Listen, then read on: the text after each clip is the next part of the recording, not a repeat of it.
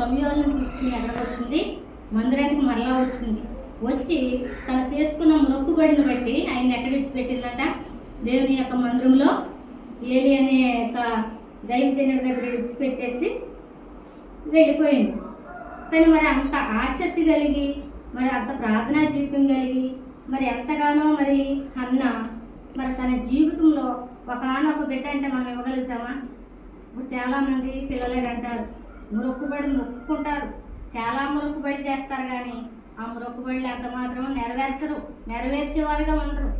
మన భౌతిక సంబంధమైన జీవితం ఏంటంటే మేలు చేసేదాకా ఒకటి, మేలు చేసిన తర్వాత మరొక మాట అన్నమాట.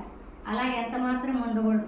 ఇక్కడ అన్న విశ్వాసంతో ఎందుకు ఇలాగా మరి ప్రార్థన చేస్తూ వచ్చింది అని అంటే, తన హృదయాన్ని దేవుడు తెలుస్తాడు కనుక తన భారమంతా కూడా మనుషులతో చెప్పుకునేది కదంట, దేవుని సన్నిధిలో దేవుని దగ్గరే కుమ్మరించుకుంటూ వచ్చింది. కాబట్టి తన ఆశను కోరికను దేవుడు ఏం చేశాడు, తృప్తిపరుస్తూ వచ్చాడు. తన తృప్తైన జీవితాన్ని కలిగి ఉంది. ఒక బిడ్డనే ఇచ్చాడు కదా, ఈ ఒక్క బిడ్డను నా ఇంటి దగ్గర ఉంచుకుందాంలే, మరొక బిడ్డ పుట్టినప్పుడు ఈ బిడ్డను ఎత్తాంలే మందిరానికి అనుకుందా? ఎంత మాత్రం అనుకోలే. ఎందుకంటే తన యొక్క చేసుకున్న మొక్కుబడిని చెల్లిస్తూ వచ్చింది ప్రభు పేరట.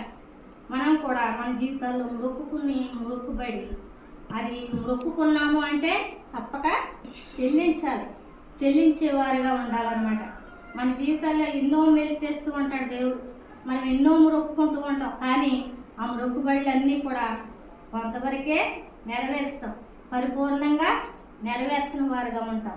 మన జీవితాల్లో మరి మనం కూడా విశ్వాసం కలిగి ప్రతి సండే మందిరానికి రావటం మరి వెళ్ళటం కాదు, కానీ మరి వచ్చిన మనం ఏం తీర్మానం చేసుకుంటున్నాం ప్రభు దగ్గర, మనం ఎలాగా ఇన్ని సంవత్సరాలు బట్టి వస్తున్నామని ఆత్మీయ జీవితం ఏంటి, ఇంకా ఇలాగే రోత జీవితం కలిగి ఉన్నానా, ఆత్మీయంగా ఇంకెప్పుడు బలపడతానని తీర్మానం కలిగి ఉండాలి. తీర్మానం తీసుకున్నాక మళ్ళీ వెనకం చేయొచ్చా అంటే ఎంత మాత్రం వేయకూడదు.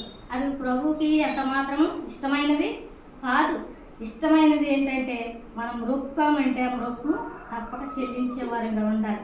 ఆ చెల్లించిన ప్రకారంగా మనం ఏం చేయాలంటే ఆత్మీయంగా సన్నిధులు ఎలగాలి. మరి గ్రామానికి మరి అన్నను అక్కను మీకు ఇచ్చాడు దేవుడు, మరి ఎంతో పరిచర్య చేస్తున్నారు, మరి అనేకమైన ఆత్మల కొరకు భారం కలిగి ప్రార్థిస్తూ వస్తున్నారు.